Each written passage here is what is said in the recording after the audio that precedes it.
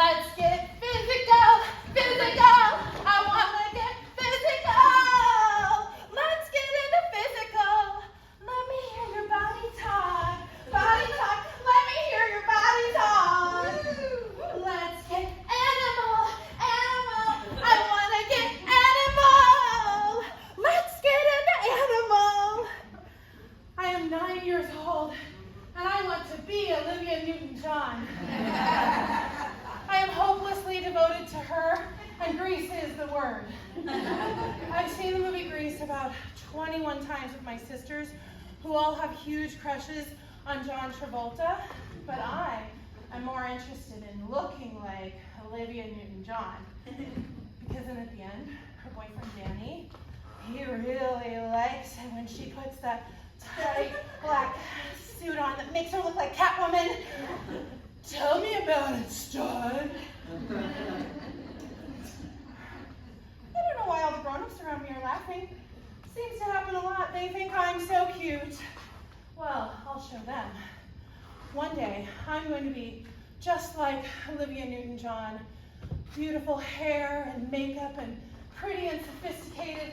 Everything I know I could be if it wasn't for this stupid church. Cult. Church, cult, potato. The church cult says that I am not allowed to wear makeup. So the transformation that Sandra D goes through is riveting for me. What would I look like with lipstick?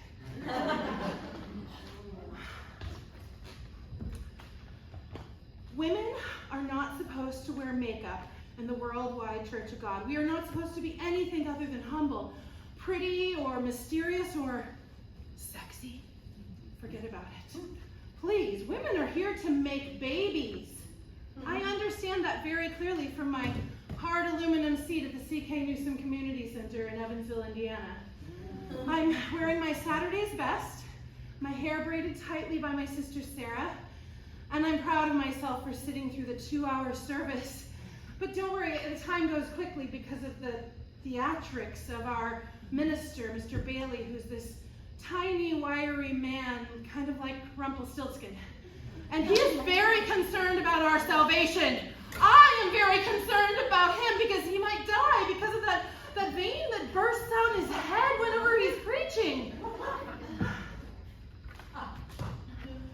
There are sinners in this world, and they will try to suck you in. They will try to make you follow their evil ways.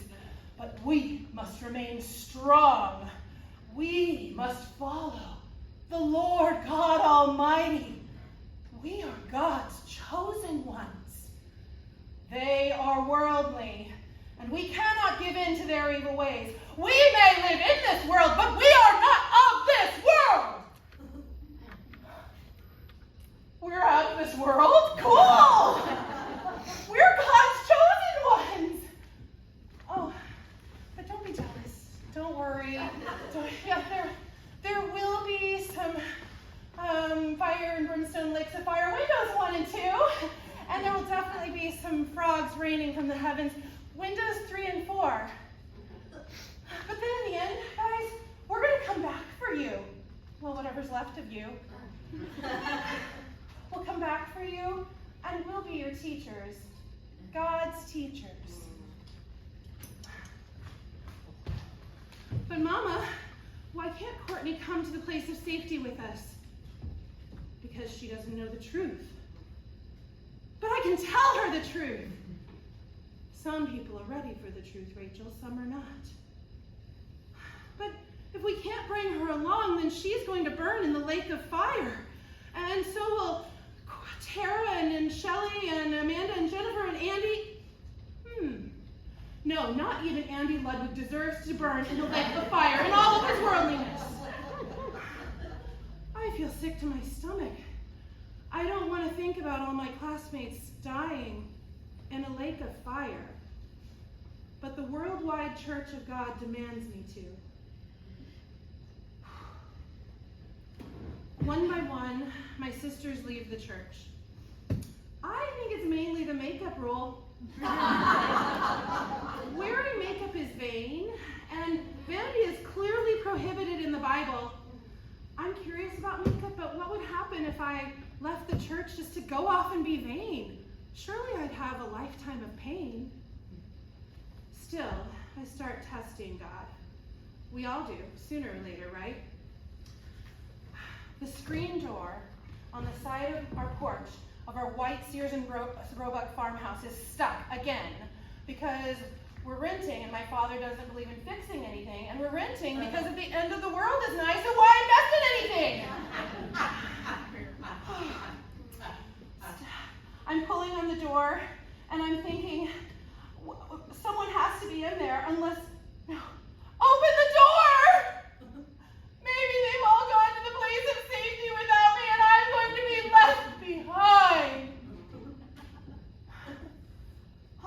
Also, I've kind of forgotten that there are 2 other doors on our house that are always left open because we live in the country, right? And also because we're God's chosen ones, so we can leave the door unlocked. Wait a minute. If I'm one of God's chosen ones, then where was God now to open this door? Wait a minute. Where was God?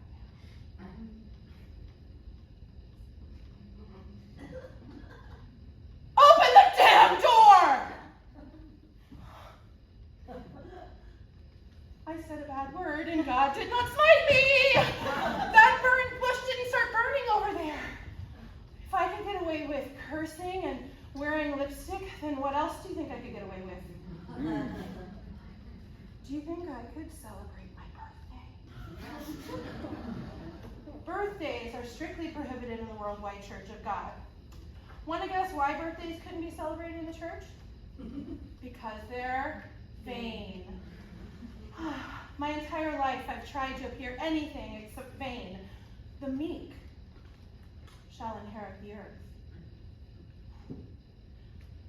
But what if you're not wired to be meek? What if there are greater heights you seek?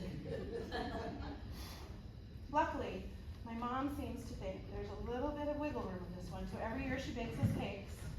And one year, she got me the birthday bear, Care Bear figurine! Care Bears taught me that I could do anything, that anything was possible with some help from my friends. But the Bible taught me that the meek and the poor shall be rewarded. Isn't it funny how people taking your money can be so good at convincing you that the reward will be worth all the sacrifice? You will be seated by the throne of God himself. You will be his teachers and leaders. You have the knowledge that no one else does. You and only you are in on the secret. So shh, don't tell anyone. But wait, tell some people because we want more people to join the church and get more tithes. The Worldwide Church of God requires 10% of all members' incomes. So my EMT mom and my construction worker dad, raising 11 children in southern Indiana, give 10% of their income to this church. I don't think the Care Bears would ever ask for 10% of my parents' income. The Care Bears are modern day apostles. Care Bears start hospitals and work at domestic violence shelters, and they believe in optimism and love. I think there could have been a birth control bear too, but then I wouldn't be here to tell you this story.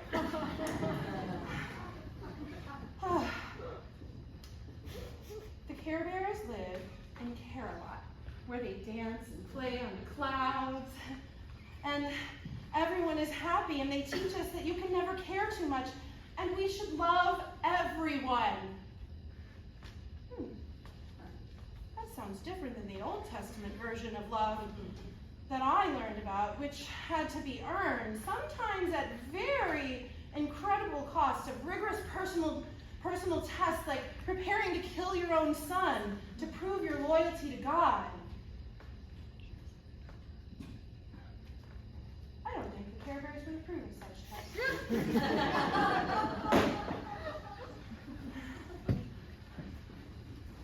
I'm 16 and I have one more test for God. Thanks to the power of public schools, I have come to the crystal clear realization that everyone else's church is way more fun than my religion. 8 of my siblings have left the church now, and some converted to Catholicism, someone converted to Judaism, and my sister Sarah has declared that she is agnostic. And I think that sounds good to me. Agnostic basically means, I don't know. You can't argue with agnostic. Oh, me? I don't know. You have to move on. You can't argue with it, right? We accept it. And I've been arguing with my dad a lot lately. I have all these questions, like, why can't black people marry white people? Oh, they can be in the church, they just can't marry each other. Okay, seems a little racist. And gay people, they're really an abomination. Sounds harsh. Oh, and they're supposed to be stoned. Oh, but we don't believe we should actually stone them, we just believe they should be stoned. Okay, got it. It's hard to believe, but I was starting to see some holes in these theories. These commandments, these demands that some rich white guys in California were making of me and my family in southern Indiana. So, my final test is really a test, not for God, but a test of my parents. I have been dreading it, but I tell my parents I need to talk to them. I'm expecting my father to yell, there may be actual fire and brimstone. I'm not sure I'm strong enough. I don't want to go to church anymore. My mother, as usual, is quiet, and my father is also quiet, eerily quiet, sadly quiet. He looks down and shakes his head back and forth and says, well, you've been given the truth, but it's up to you what you do with it. My mom says okay, and he didn't even raise his voice. I'm 16 and I'm no longer a member of this cult, and no one at Worldwide tries to talk me into coming back, and there was no fire, there was no brimstone. I don't know who failed the test, me, or God, or the church cult. I don't know that there is a test. I don't know that it matters.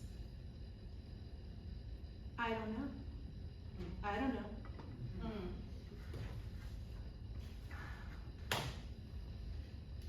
I spent my 20s thinking I could get pregnant just looking at a man. There was never any question in my mind as to whether or not I would have kids. I'm the youngest of, who's been paying attention? 11, right? So I never expected to have a hard time getting pregnant. When I'm 33, it finally happens, and I lose the pregnancy in 3 months. I start hemorrhaging on Mother's Day after visiting my mom, and I think this must be what a miscarriage is like, until I'm passing out in the car and my partner is driving me to the hospital. I hear people talking. They want to know my blood type. They're talking transfusion. I can't say anything. I can barely hold my head up. And also, I'm thinking, I don't even know if I know my blood type, and maybe that's something we should put on our license or something, right? They wheel me down the hall, and I have an emergency D&C, and I hear the voices saying, you're lucky you're alive, you lost so much blood, if you kept hemorrhaging, you could have died. I can't walk for a week. You know, you're probably thinking, God, this sounds awful, Rachel. If only you could have avoided that, right? Well, I could have. You see, I'd gone to a doctor weeks earlier. I'd gone to a doctor, and I'd already lost the pregnancy, but was in this rare category of women who don't expel the fetus. And my doctor, and some voice in my head, some holdover from the church cult said, let nature take its course. It's God's will. Nature's course almost killed me. And I should have scheduled a D&C, something my doctor never told me to do, even though 1 in 10 women hemorrhage in cases like mine. Something this man of the world, this worldly man, failed to tell me. Both doctor and nature had let me down, and God was nowhere to be found. I tried to figure out what I'd done wrong, so my my gynecologist sends me to a specialist in Indianapolis who doesn't talk about in vitro or anything like that. Instead, he suggests I go on a 500 calorie a day diet and take a very expensive supplement of cow urine pills. I did it. I was really good at dieting. I started in 6th grade with Nutrisystem after bullying in middle school left me crying day after day. And I lost the weight and then it came back just like every other diet I would ever do. So here I was though, 35, thinking it's now or never to have kids. And there's this doctor, this actual medical doctor telling me to take cow urine pills, HCG it's called. And so I do it. I do the cow urine diet and I lose 70 pounds. And I still don't get pregnant, but I do get a divorce. Then I gain back all the weight and then some, because weight set points are real. And I was starting to realize I would never be a mother. The one role in life that I really wanted, that I thought I'd be good at. Was this God's will? Was this my punishment for leaving the church all those years ago? Was it all the drinking to excess, premarital sex, not keeping the Sabbath day to keep holy, and forgetting all about all that I was taught? Or was it just dumb luck?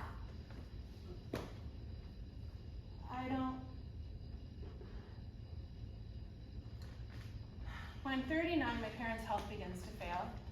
And my mom is lying in her hospital bed, gasping for breath due to congestive heart failure, and I feel her slipping away. The nurses administered a sleeping pill, and I know she's going to be asleep soon, but I want her to know it's okay to go. She's struggling so. And she always loved it when I sing, so I press my face against hers and I kiss her. Gute Abend, gute Nacht, mit Rosenbedacht, mit Näglein bestellt, Schub unter die Welt, morgen früh kann Gott will, bist du wiedergewählt, morgen früh kann Gott will, bist du wiedergewählt.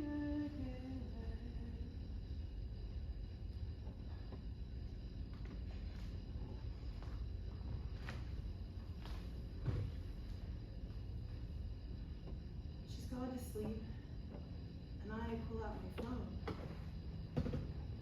staring at my phone, and then I realize I'm not sure if her chest is moving. Is her chest moving? I don't know. I go down the hall to get a nurse, and she comes back and says she's gone. And I go down the hall and tell my siblings that she's gone.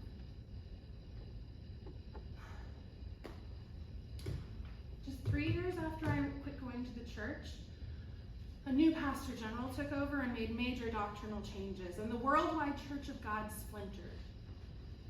My mother, disillusioned, quit going to church, and my father went to an offshoot that held on to the ways of the old worldwide.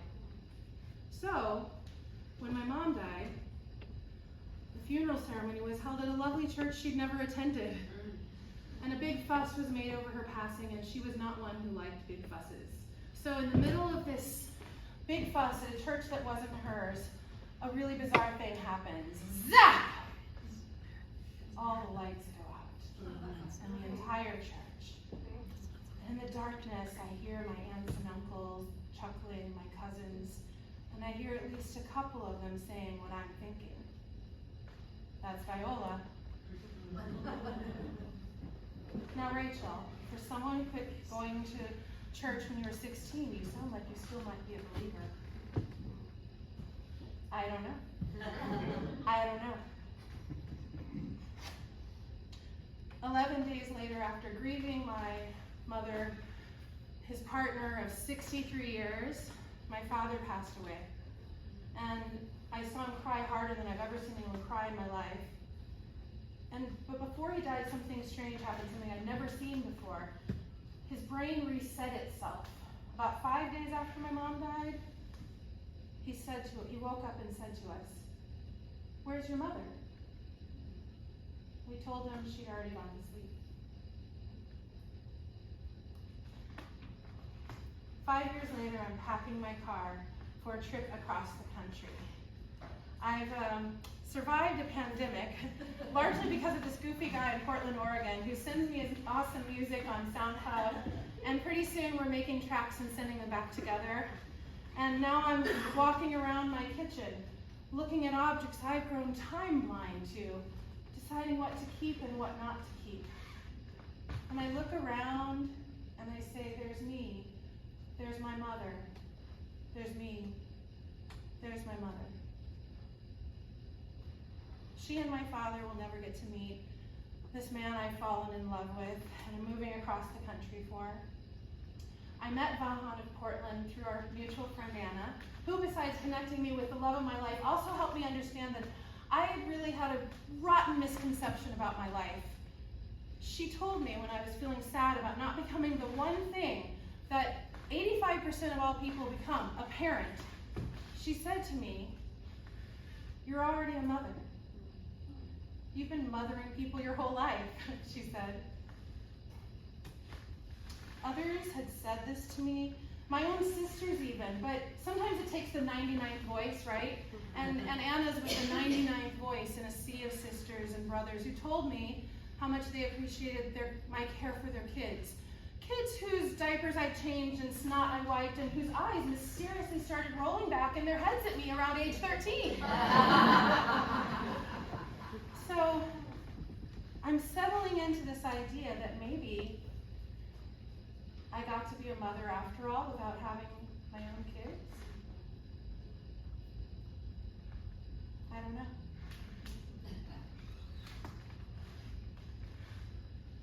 My niece Tanya has given me an embroidery kit for my birthday, and I'm excited to have a project.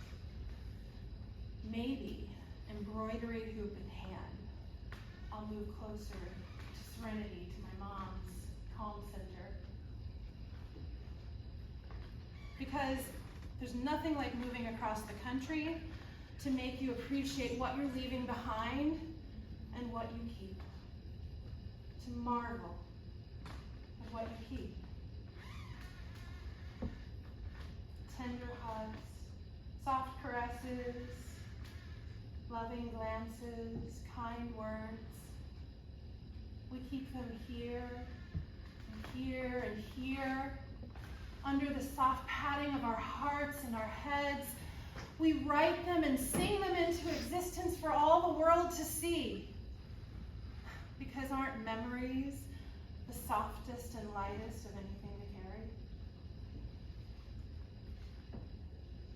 And when you're driving across the country with your sister and your 18-year-old cat in an SUV, space is at a premium. And the chance of something getting broken is high. So I brought to Portland all these soft things, these things that could not break.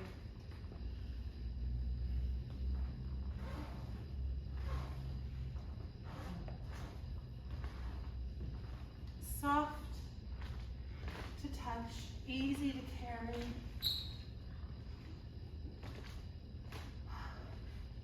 Softness we keep.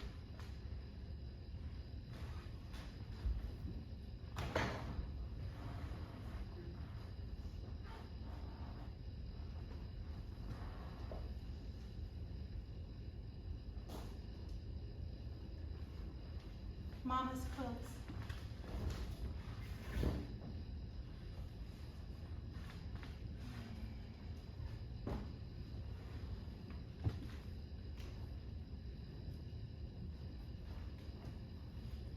Mama.